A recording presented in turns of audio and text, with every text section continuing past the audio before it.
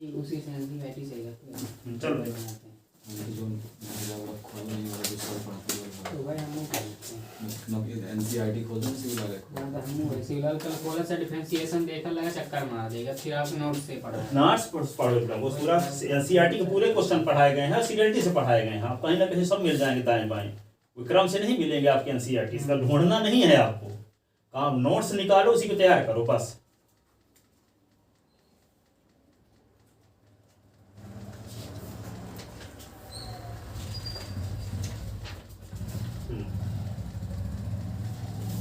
Sir ये जो chapter एक पैराबोला वाला पढ़ाए थे तो सर इसमें टोटल 11 क्वेश्चन ही हैं। उनको पूरा तैयार कर डालो, उन्हीं में से परीक्षा में आएंगे। एक भी क्वेश्चन बाहर का नहीं आएगा, 11 क्वेश्चन में से ही आएंगे, उसी में बच जाएंगे। और क्वेश्चन उन्हीं में 2-3-4 क्वेश्चन में आ जाएंगे, पर आप 11 क्वेश्चन तैयार करो। पिछली बार एक भी नहीं पढ़े तो पहले पैराबोला वाला जो दिए थे तो पढ़े नहीं थे, सिर्फ उन्हीं को तैयार कर लो बस। Find the sum of vector question, find the sum of vector. जो अभी चैप्टर पढ़ा रहे हैं इनको अच्छे से तैयार कर लेना, ये आसान है, बहुत आसान है। Find the sum of vector, integration में बहुत सारा पढ़ना पड़ता है, इसमें कम पढ़ोगे और क्वेश्चन आ जाएंगे। Find the sum of vector,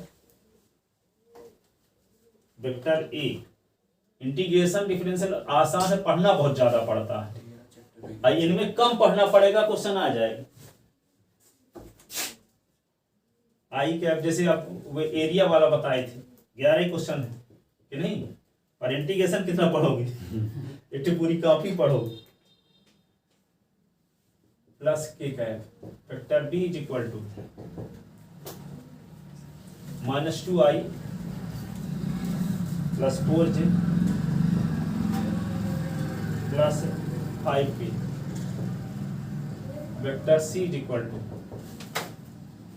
I cap -6j cap, I cap -6j cap -7k cap.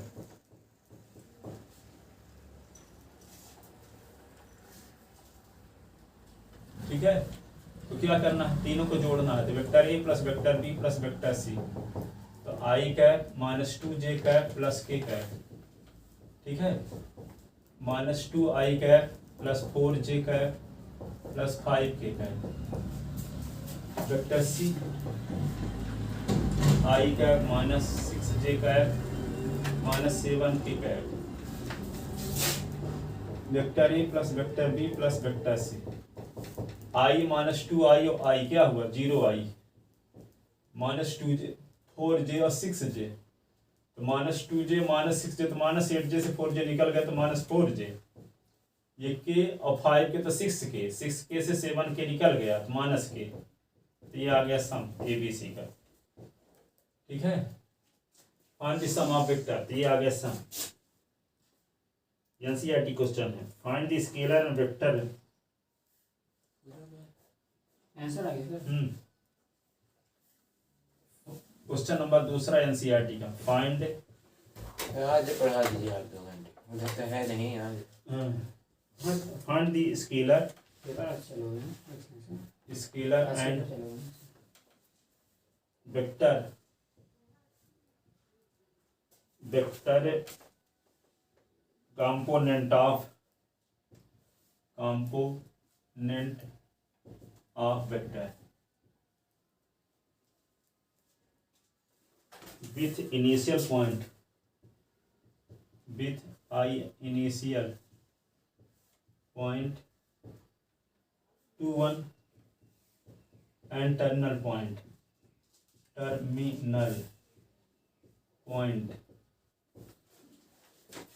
-5 7। देखो लेट इनिशियल पॉइंट ए मान लेते हैं, इसका कोऑर्डिनेट है 2 1 एंड टर्मिनल पॉइंट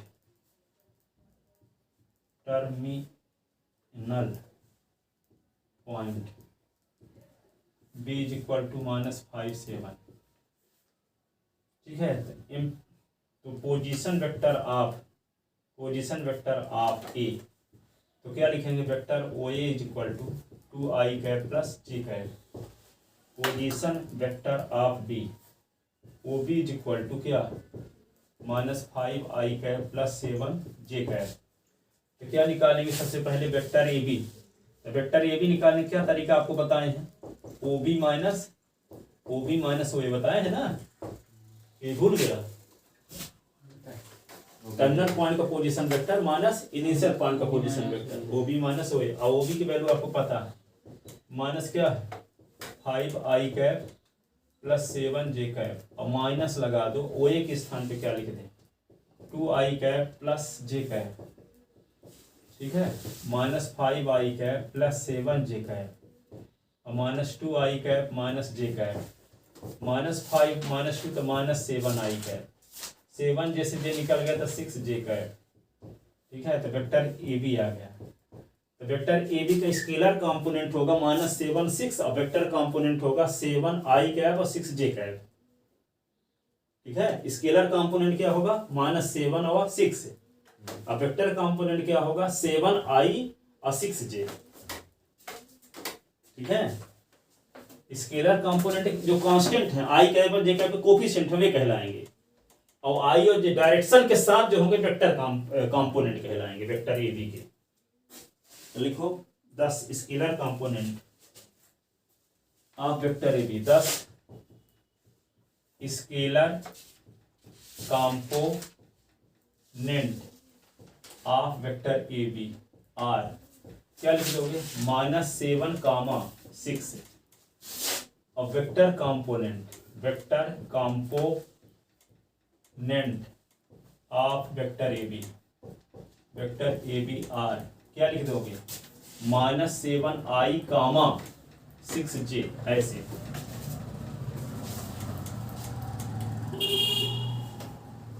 ठीक है, यहाँ नोट लिखे देते हैं समझने के लिए। नोट फर्स्ट, यहाँ पे scalar component of vector R is equal to a1i cap, a2j cap, a3k cap are, a1 a2 a3, ये होता है vector component of vector R is equal to a1i cap plus a2j cap plus a3k cap are. क्या लिखोगे, a1i cap a2j cap a3k cap, ये a1i cap a2j cap a3k cap, कामा लगा के लिख दो।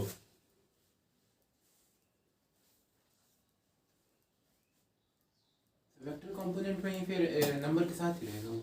वेक्टर कंपोनेंट के साथ आए, हाँ वेक्टर के साथ रहेगा, ये जो वेक्टर है तभी वेक्टर कंपोनेंट कहलाएगा। कामा लगा दोगे प्लस माइनस के स्थान पे, और उसमें सिर्फ नंबर वाली लिखे जाएंगे, कोफिशिएंट वाली लिखे जाएंगे, चाहे प्लस में हो चाहे माइनस में।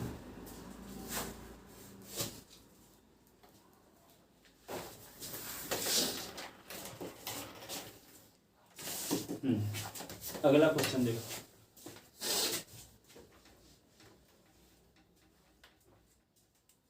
Find the value of X and Y. सब एनसीईआरटी क्वेश्चन है ये। Find the value of X and Y so that vector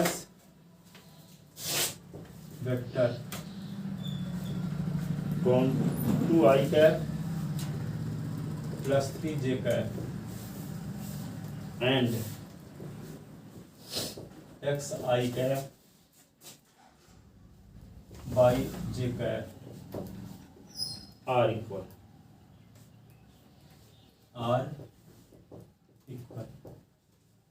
ठीक है, तो दो वेक्टर इक्वल वेक्टर कहलाते हैं जब दोनों के स्केलर कंपोनेंट सेम। ठीक है, इसका सलूशन देखो।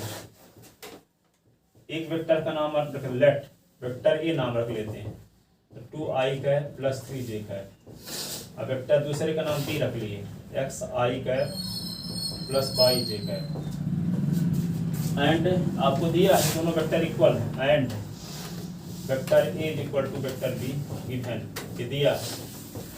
Then to find the value of X and Y, X और वाई की वैल्यू निकालना है। तो सिंस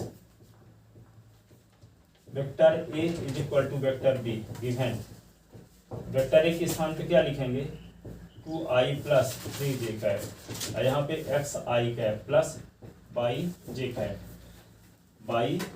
कैप। अब दो वेक्टर इक्वल हैं तो दोनों के स्केलर कंपोनेंट सेम होंगे, 2 इज इक्वल टू एस और 3 इज इक्वल टू वाई, या ये लिख सकते हो दोनों side by comparing coefficient of I cap J cap on both side.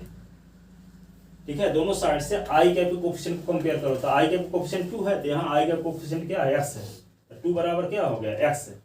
और दोनों साइड से जे कैप के कोफिशिएंट को कंपेयर करो, तो 3 इज इक्वल टू क्या हो गया, Y. By comparing coefficient of I cap and J cap on both side, तो 2 इज इक्वल टू एक्स और 3 is equal to Y, X is equal to 2 और वाई इज इक्वल टू 3, ये answer है।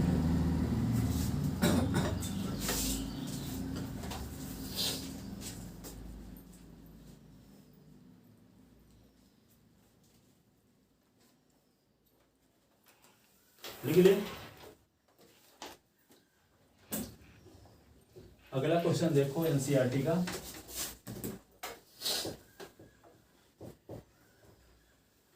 Find the value of X Y Z, find the value of X Y and Z so that the vector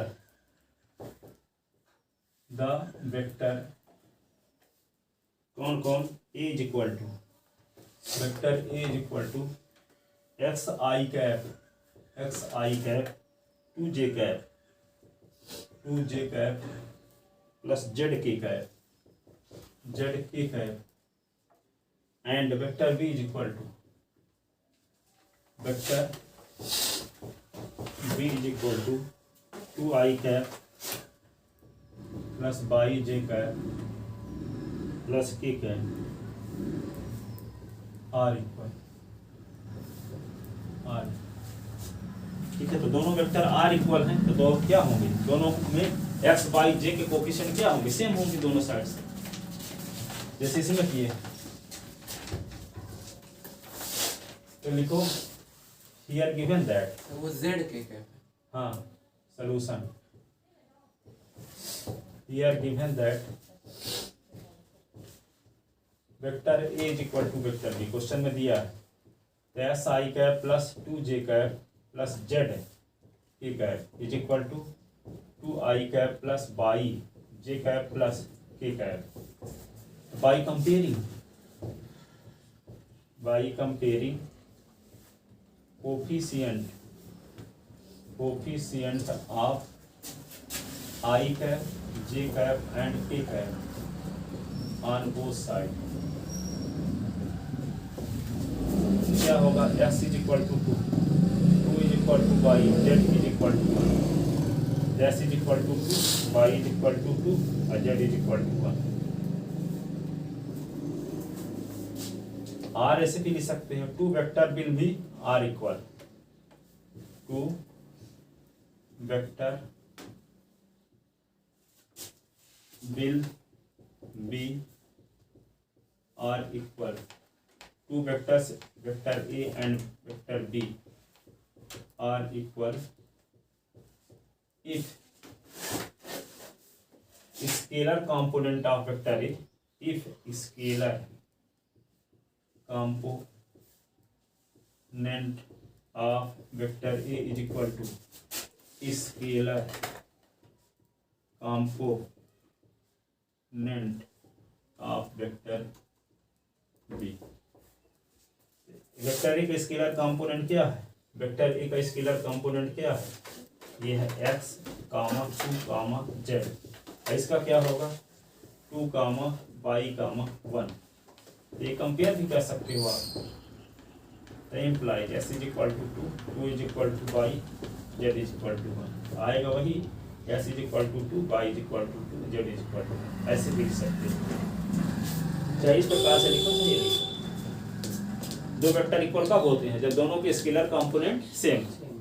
scalar component कौन कहलाते हैं? आई cap, J cap, के cap के coefficient कामा लगा के, ठीक है? जिसमें आई कैप, जे कैप, के कैप कोफिशिएंट क्या है? x, 2, z, ये 2, y, 1। अगला क्वेश्चन देखो।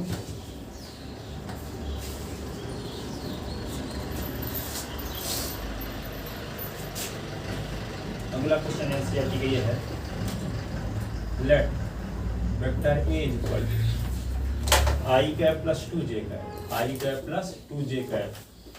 Vector B is equal to क्या दिया है? 2i cap plus j cap.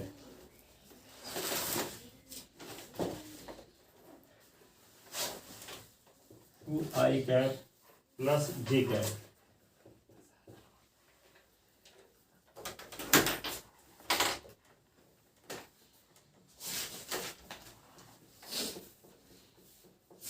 लिख ले।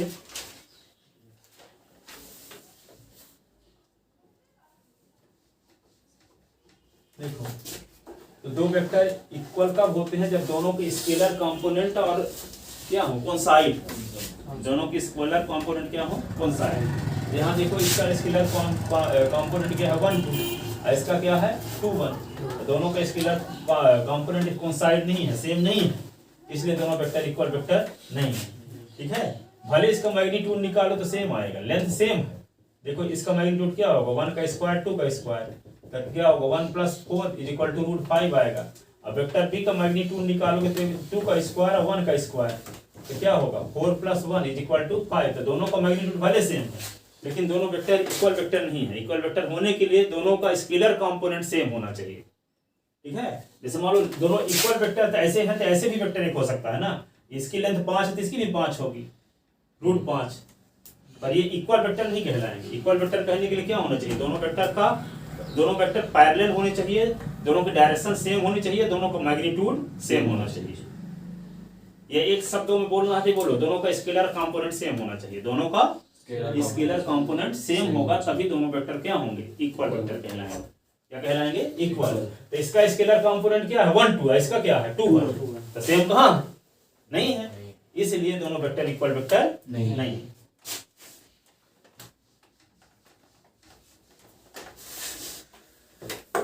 तो यहां क्वेश्चन में लिखा क्या है? देखो, इज क्या वेक्टर ए का magnitude is equal to vector B का magnitude are the vector A and B are the vector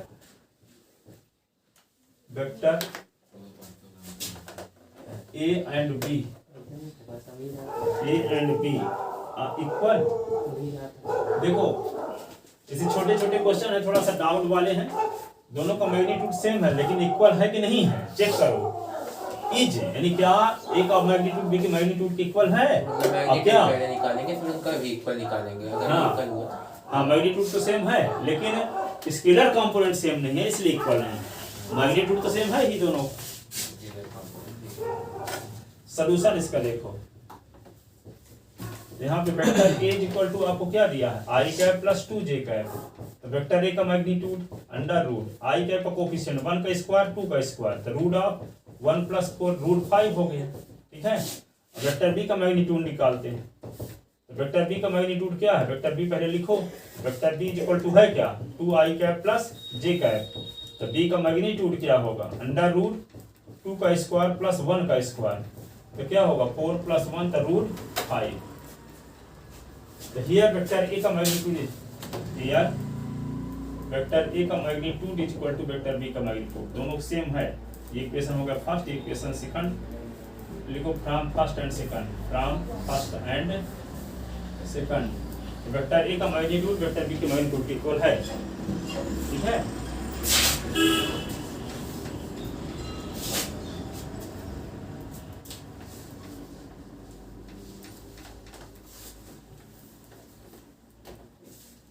ठीक है, अब दो वेक्टर पैरेलल कैसे होते हैं? दो वेक्टर पैरेलल तब होते हैं जैसे मान लो, सुनो, जैसे vector A is equal to 2i cap plus 3j cap है और vector B is equal to यहाँ पे क्या है 4i कैप है और 6j कैप है। तो हम वेक्टर बी को लिख सकते हैं, वेक्टर ए इज लिखो और यहाँ पे क्या लिख दो, वेक्टर बी लिखते हैं। तो vector B is equal to जब 4i से 2 कॉमन ले लेते हैं तो 2 कॉमन लेंगे तो क्या आएगा 2i cap plus 3j cap होगा। 2 कॉमन लेने के बाद वेक्टर बी से 2 कॉमन ले लिए, vector B is equal to 2 into यहाँ पे वेक्टर ए आ गया। देखो यहाँ पे vector B is equal to 2 into vector A आ गया। यदि आप वेक्टर दो वेक्टर के बीच में जैसे vector A is equal to M into vector B दिखा दिए अथवा vector B is equal to M into vector A दिखा दिए, इसका मतलब ये होता है कि वेक्टर ए और बी पैरेलल है, वेक्टर ए और बी वेक्टर बी पैरेलल है। लेकिन यदि हम वेक्टर ए को लेकर चलें तो हम कुछ कॉमन लेने के बाद भी वेक्टर बी नहीं दिखा पाएंगे। अब वेक्टर बी को लेकर चलें तो कुछ कॉमन लेने के बाद वेक्टर ए भी नहीं दिखा पाएंगे। इसका मतलब दोनों का मैग्नीट्यूड तो सेम है लेकिन दोनों पैरेलल नहीं है। तो दो वेक्टर इक्वल कब होते हैं? जब दोनों का मैग्नीट्यूड सेम हो और दोनों पैरेलल भी हो। तब मैग्नीट्यूड तो सेम दिखा दिए है ही लेकिन दोनों का पैरेलल नहीं है, क्योंकि दो वेक्टर पैरेलल कब होते हैं? जब वेक्टर ए और बी पैरेलल कब कहलाएंगे? ए इज इक्वल टू कुछ स्केलर नंबर और फिर वेक्टर बी, अथवा बी इज इक्वल टू कोई स्केलर नंबर और वेक्टर ए, ऐसा हो। जैसे हाँ स्केलर नंबर m है 2 है, ठीक है, तो b is equal to 2 into vector A, ये दोनों पैरेलल वेक्टर हैं, ठीक है। लेकिन तो दोनों पैरेलल भी होने चाहिए और दोनों का मैग्नीट्यूड भी सेम होना चाहिए, तब इक्वल वेक्टर कहलाते हैं। या कि ऐसे बोल सकते हैं कि दो वेक्टर इक्वल वेक्टर कहलाते हैं जब दोनों का स्केलर कंपोनेंट सेम हो। स्केलर कंपोनेंट सेम, तो इसका स्केलर कंपोनेंट क्या है 1 2, इसका स्केलर कंपोनेंट 2 1, तो सेम कहां? ठीक है। But vector A is not parallel to vector B, so vector A is not equal to vector B। और दूसरे शब्दों में स्केलर कंपोनेंट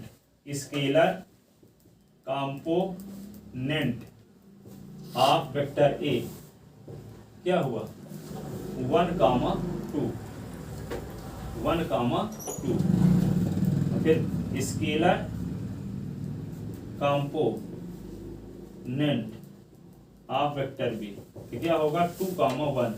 इक्वेशन 3 लिख लो, इसको equation 4।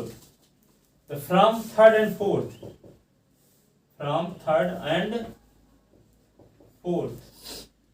we get scalar component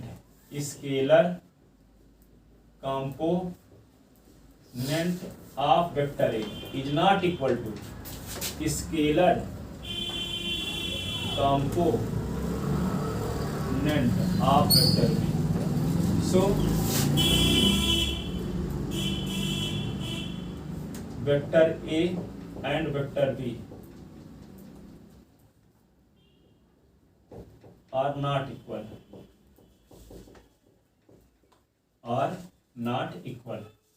So vector A and vector B are not equal. दोनों equal नहीं। दो equal vector कब होंगे? जब दोनों का स्केलर कंपोनेंट सेम हो। एक में नोट लिख सकते हो थोड़ा सा पॉइंट नोट, ये ट्रू फॉल्स में आ सकता है। Two vector will be equal, to vector will be equal if scalar component of both vector are same. Two vector will be equal if scalar component of both vector are equal, are same. ठीक है, are equal या same एक ही बात है, ठीक है, दोनों का सेम स्केलर कंपोनेंट होगा तभी दोनों वेक्टर क्या कहलाएंगे, इक्वल वेक्टर कहलाएंगे।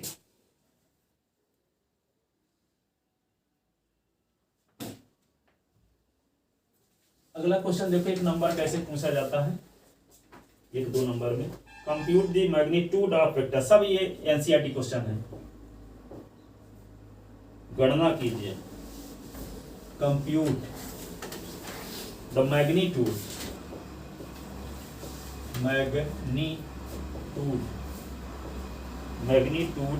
Of the vector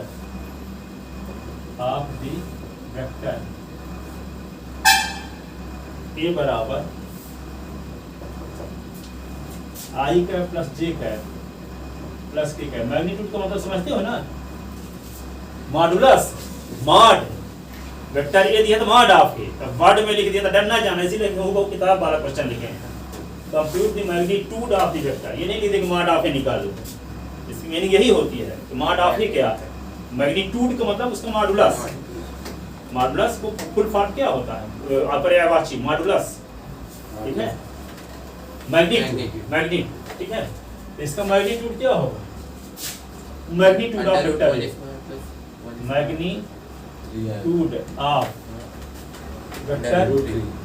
magnitude of vector is equal to A का मैग्नीट्यूड, ऐसे मॉड ऑफ ए। कैसे निकालते हो, आई कैप का कोएफिशिएंट 1 का स्क्वायर, 1 का स्क्वायर, 1 का स्क्वायर, रूट 3, रूट 3। एक नंबर 2 नंबर में से पूछा था, right answer in 1 word, 1 sentence. ये नोट में सर? हाँ, नहीं क्वेश्चन है, क्वेश्चन है एनसीईआरटी का। ये मैग्नीट्यूड नीचे सॉल्व है इसका। हाँ,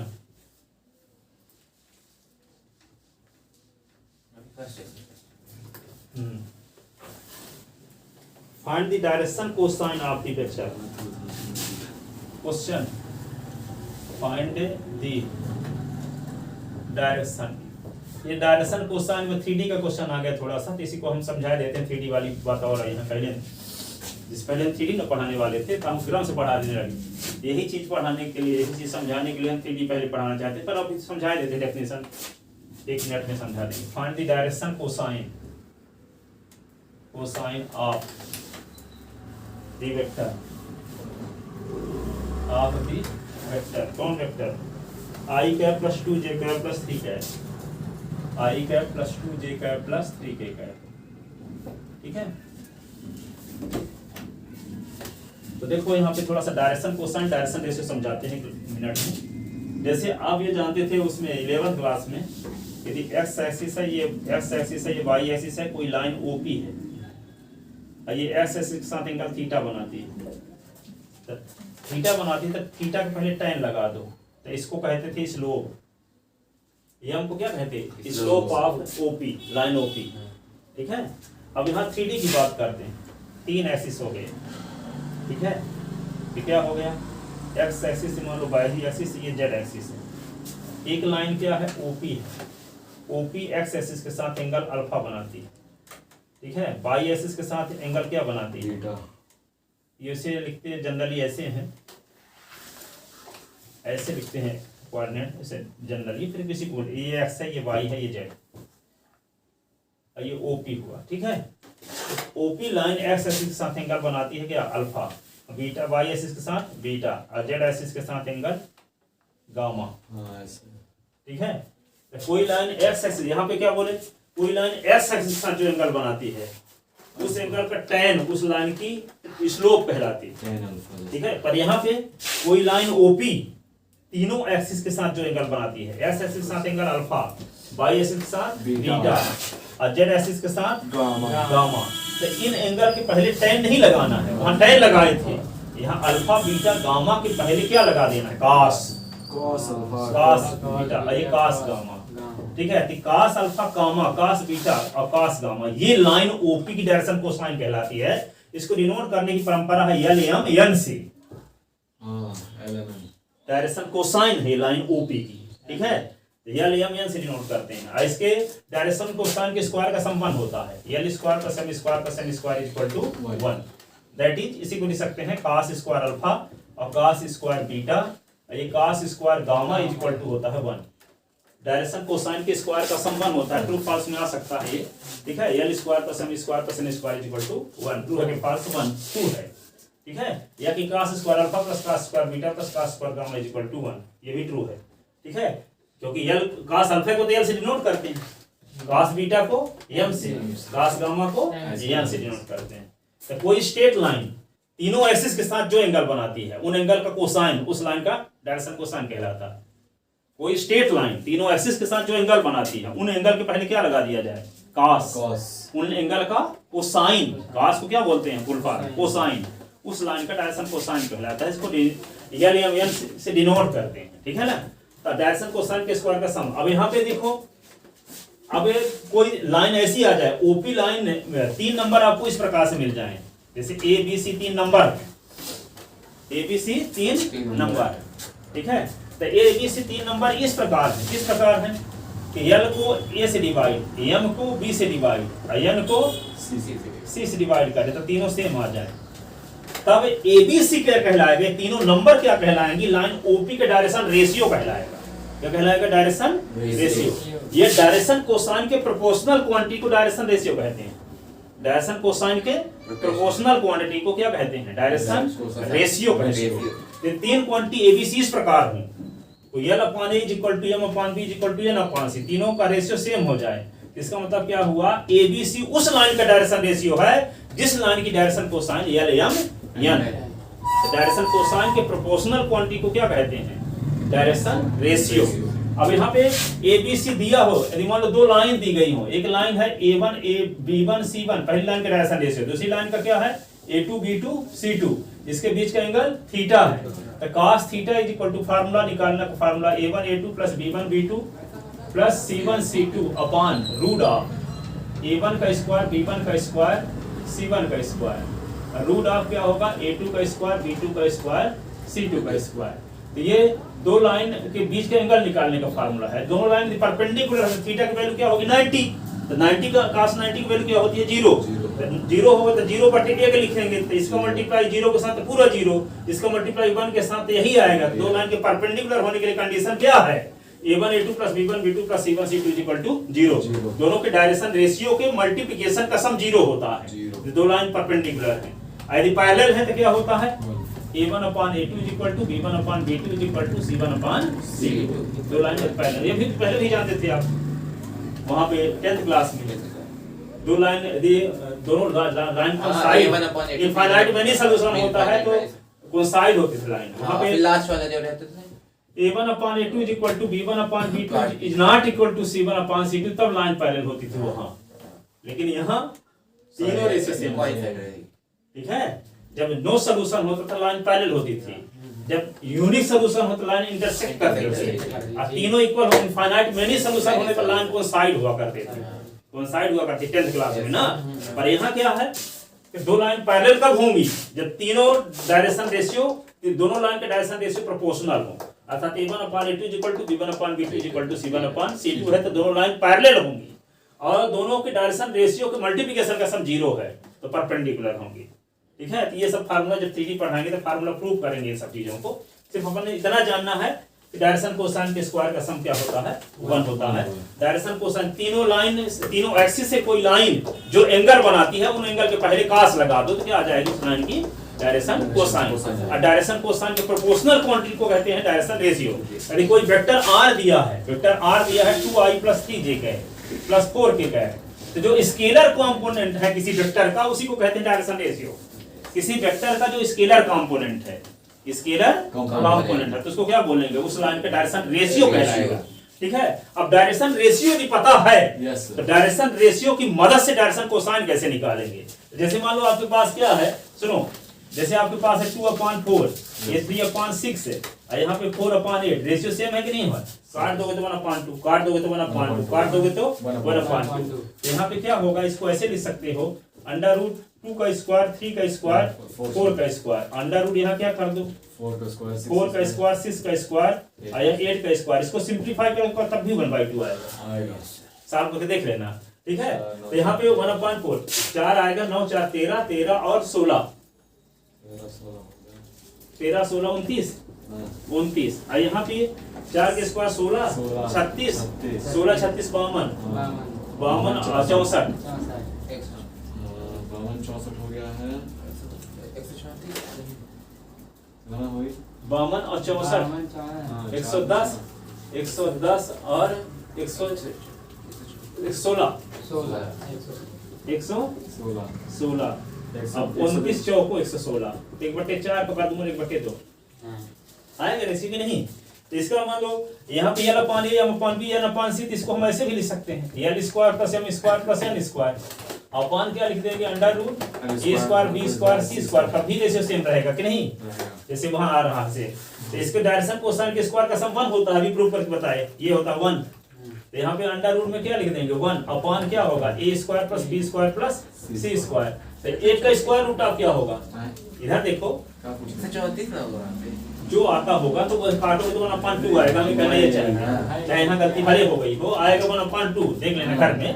तो यहाँ पे क्या होगा 1 अपान अंडर रूट क्या हुआ A square plus B square plus C square, ठीक है। तो यहाँ पे देखो यल अपान ए की वैल्यू भी ए है, एम अपान की वैल्यू भी ए है, एन अपान सी की वैल्यू भी ए है। तो यल की वैल्यू जब निकालोगे तो L is equal to A upon under root A square B square C square, M is equal to B upon under root A square B square C square, N is equal to C upon under root A square B square C square. तो किसी line का direction ratio नहीं पता है तो direction cosine निकाल सकते हो।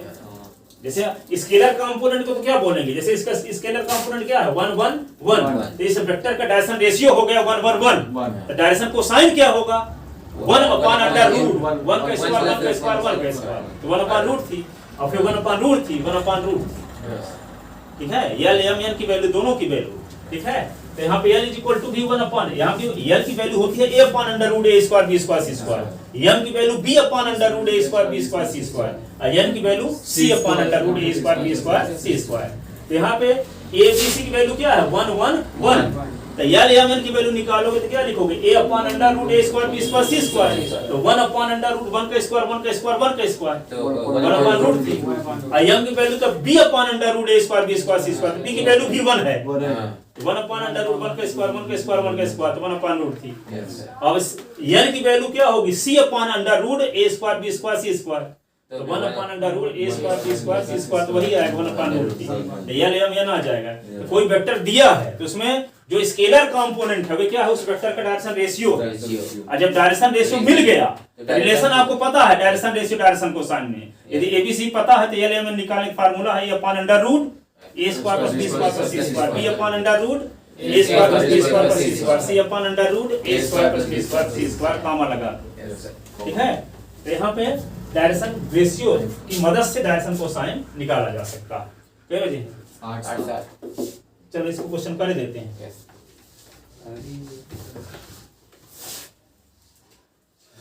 देखो let vector A is equal to I cap plus 2j cap plus 3k cap, then direction ratio of vector A, then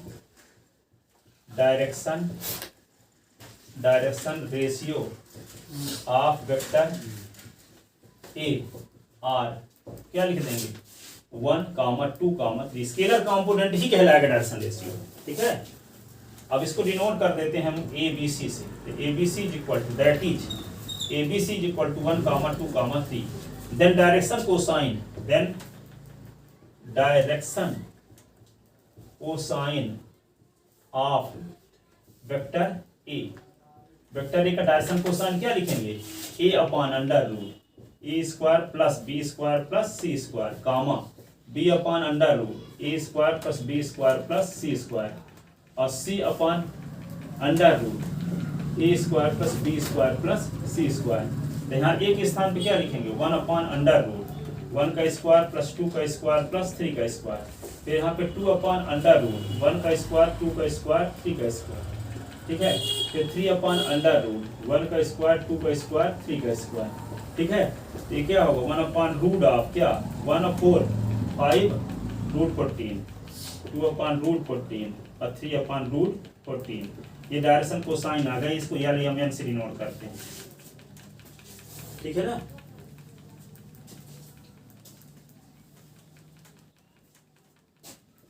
यहाँ एक नोट लिखे देते हैं एक लाइन में, note direction ratio of vector r is equal to a1 i cap plus a2 j cap plus a3 k cap r a1 comma a2 comma a3।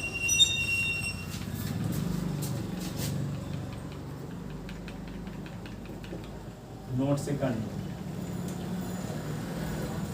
Direction cosine of vector r is equal to क्या लिखेंगे, vector r is equal to a1 i cap plus a2 j cap plus a3 k cap r।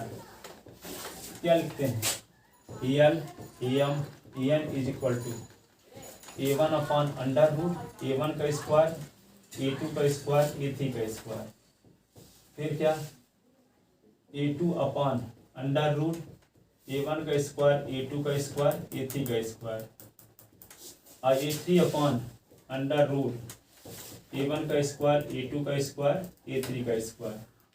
ठीक है, r इसी को ऐसे भी लिख सकते हैं, al am an is equal to a1 upon vector r का मैग्नीट्यूड a2 अपॉन r का मैग्नीट्यूड और a3 अपॉन r का वेक्टर r का मैग्नीट्यूड। और वेक्टर r का मैग्नीट्यूड जानते हो कि r इज इक्वल टू यदि a1 i कैप है a2 j कैप है और a3 k कैप है तो r का मैग्नीट्यूड आप जानते हो कैसे निकालते हैं, क्या आता है a1 का स्क्वायर a2 का स्क्वायर a3 का स्क्वायर। तो जहाँ ये लिखा है वो हम r1 का मैग्नीट्यूड नहीं ले सकते, यहाँ पे लिखा ना है वही चीज तीनों में, तो इसके स्थान पर r का मैग्नीट्यूड भी लिखा जा सकता है ना, वही चीज समझ गए। चाहे ऐसे लिखो चाहे ऐसे लिखो एक ही बात ना भी, क्योंकि ये तो क्या है r का मैग्नीट्यूड है, ये भी r का मैग्नीट्यूड है, ये भी r का, तो ऊपर स्केलर कंपोनेंट है अपॉन में r का मैग्नीट्यूड। ठीक है, तो जब कोई वेक्टर का डायरेक्शन कोसाइन निकालना हो तो उस वेक्टर का स्केलर कंपोनेंट के अपॉन में उसी वेक्टर के मैग्नीट्यूड से डिवाइड करके कामा लगा दो, तो क्या आ जाएगा डायरेक्शन कोसाइन। ठीक है, अच्छे ढंग से तैयार करते रहना, इस संडे को इन सब पर क्वेश्चन दिए जाएंगे, पीछे का पीछे पढ़ते रहना, जो पढ़ाए गए हैं डिफरेंशियल इक्वेशन जो बताया गया है, प्रॉपर्टी क्वेश्चन, एरिया वाले क्वेश्चन जिसमें कम कम पढ़ना है। ठीक है ना, अब संडे को फिर और क्वेश्चन उसके प्रॉपर्टी वाले करवाएंगे इस बार। संडे तक में तो पेपर भी कंप्लीट हो जाएगा अपना। 19 तारीख तक। संडे कब है, अभी संडे 11 तारीख। 11 कब पेपर, कब तक, 19 इधर गैप किए हैं। मैं सब्जेक्ट में एक दिन गया। ठीक है, आप लोग टेस्ट देने जाते रहना, रोज पढ़ने आना है ना, गैप ना करना, तब डर पैदा नहीं होगा आपके लिए। ये तो बहुत पता चला कि वहाँ तैयारी भी करके जाते थे, बना भी नहीं। हिंदी इंग्लिश में 2 दिन के दिए हैं, 3 दिन। हाँ तो रोज पढ़ने आना, जाओ जाओ। हिंदी में 2 दिन, आज ही पेपर है ना, इंग्लिश में 2 दिन का, हिंदी में 2 दिन का। आज ही पेपर है। आज नहीं, नहीं सर, 9 तारीख चालू हो। ठीक है, जाओ। ये रहमी वाले आएंगे तभी पढ़ा देते।